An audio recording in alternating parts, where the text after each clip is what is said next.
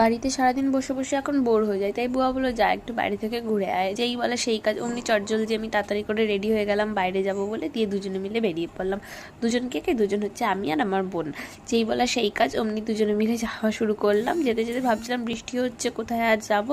তারপর মনে হলো যে বৃষ্টি যখন হচ্ছে একটু মোমো খেয়ে আসি। মোমো আমার ভীষণ প্রিয়, মোমোর কথা বললে এমনি আমার জিভে জল চলে আসে। তাই যেই বলা সেই কাজ, অমনি চলে গেলাম মোমোর দোকানে মোমো খেতে। কিন্তু যতটা আশা করে গেছিলাম, গিয়ে ততটাই মনটা খারাপ হয়ে গেছিলো। কারণ মোমোটা ছিল খুব খুব খুব খারাপ খেতে।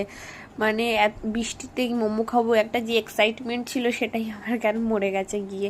খুব খারাপ খেতে ছিল মোমোটা। তাও দুজনে মিলে কষ্ট করে মোমোটা খেলাম। আর খেতে খেতে বলছিলাম এর থেকে আইটিআই মোড়ের মোমোটা অনেক বেশি ভালো। আইটিআইয়ের মোমোটা হচ্ছে সব থেকে বেস্ট মোমো। আর এইটা হচ্ছে মনে হচ্ছিলো ফেনা ভাত খাচ্ছি। মানে খেতে হয় বলে খেয়েছি, ফেলে দেওয়া তো যায় না। যাই হোক, কোনো রকম মোমোটা খেয়ে ওখান থেকে